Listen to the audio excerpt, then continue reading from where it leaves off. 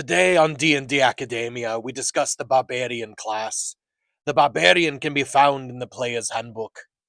A tall, human tribesman strides through a blizzard, draped in fur and hefting his axe. He laughs as he charges toward the frost giant who dared poach his people's elk herd. A half-orc snarls at the latest challenge to her authority over the savage tribe, ready to break his neck with her bare hands as she did to the last 6 rivals. Frothing at the mouth, a dwarf slams his helmet in the face of his drow foe, then turns to drive his armored elbow into the gut of another. These barbarians, different as they may be, are defined by their rage, unbridled, unquenchable, and unthinking fury. More than a mere emotion, their anger is the ferocity of a cornered predator, the unrelenting assault of a storm, the churning turmoil of the sea. For some, their rage springs from a communion with fierce animal spirits. Others draw from a roiling reserve of anger at a world full of pain. For every barbarian, rage is a power that fuels not just a battle frenzy, but also uncanny reflexes, resilience, and feats of strength. Barbarians come alive in the chaos of combat. They can enter a berserk state where rage takes over, giving them superhuman strength and resilience. A barbarian can draw on their reserve of fury only a few times without resting, but those few rages are usually sufficient to defeat whatever threat arises. As a barbarian, you gain the following class features. Right away, you get 2 things. Rage. In battle, you fight with primal ferocity. On your turn, you can enter a rage as a bonus action. While raging, you can gain the following benefits if you aren't wearing heavy armor. You have advantage on strength checks and strength saving throws. When you make a melee weapon attack using strength, you gain a bonus to the damage roll that increases as you gain levels as a barbarian, as shown in the rage damage column of the barbarian table. You have resistance to bludgeoning, piercing, and slashing damage. If you are able to cast spells, you can't cast them or concentrate on them while raging. Your rage lasts 1 minute. It ends early if you're knocked unconscious or if your turn ends and you haven't attacked a hostile creature since your last turn or taken damage since then. You can also end your rage on your turn as a bonus action. Once you have raged, the number of times shown for your barbarian level in the rages column of the barbarian table, you must finish a long rest before you can rage again. The second thing you get is unarmored defense. While you're not wearing any armor, your armor class equals 10, plus your dexterity modifier, plus your constitution modifier. You can use a shield and still gain this benefit. At second level, you get reckless attack. You can throw aside all concern for defense to attack with fierce desperation. When you make your first attack on your turn, you can decide to attack recklessly.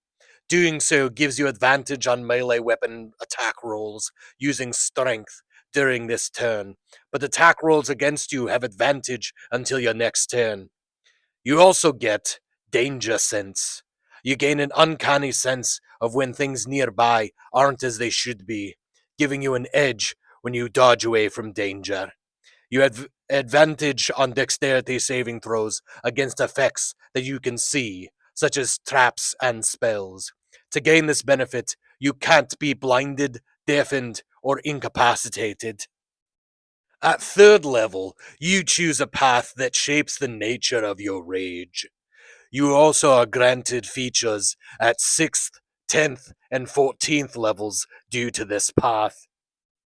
Once you reach level 4, and again at 8, 12, 16, and 19, you make a choice.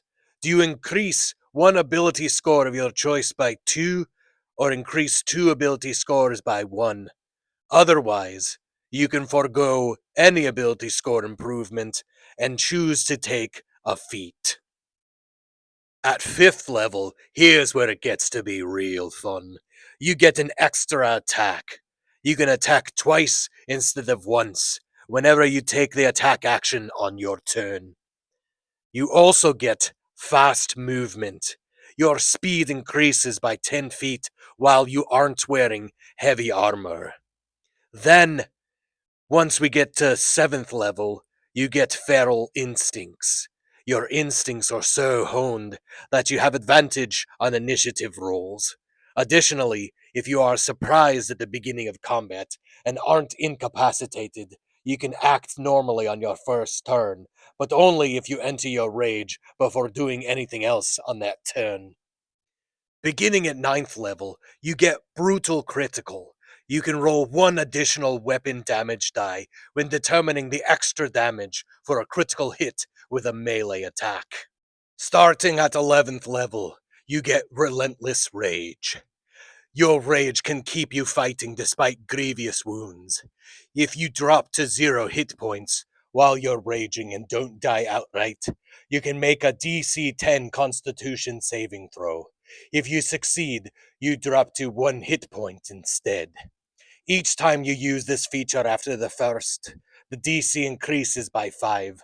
When you finish a short or long rest, the DC resets to 10. At level 13, Brutal Critical comes back around. You can roll 2 additional weapon damage dice when determining the extra damage for a critical hit with a melee attack. Beginning at 15th level, you get Persistent Rage. Your rage is so fierce that it ends early only if you fall unconscious or if you choose to end it. At 17th level, once again, Brutal Critical. You can roll 3 additional weapon damage dice when determining the extra damage for a critical hit with a melee attack. Beginning at 18th level, you get Indomitable Might. If your total for a strength check is less than your strength score, you can use that score in place of that total. At level 20, you get Primal Champion. You embody the power of the wilds. Your strength and constitution scores increase by 4. Your maximum for these scores is now 24. Hopefully now you understand the basics of the Barbarian class.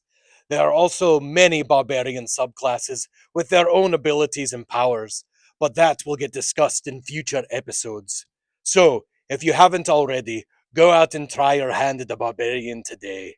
This has been D&D Academia. Check out our other episodes, or you might make me angry. And you wouldn't like me when I'm angry.